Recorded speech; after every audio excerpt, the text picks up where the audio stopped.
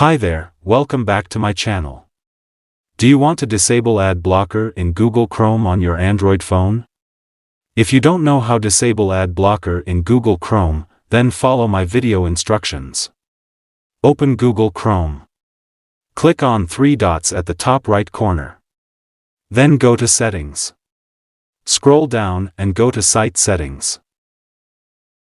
Scroll down and go to Intrusive Ads. And turn off it. After turn off one time, go back. And go to Notifications option and turn off it. By this way you can block notifications ads on Google Chrome. So this are the steps to disable ad blocker in Google Chrome on Android phone. Thank you for watching this video. If you want to get more update video, please hit the subscribe button and turn on all notifications icon.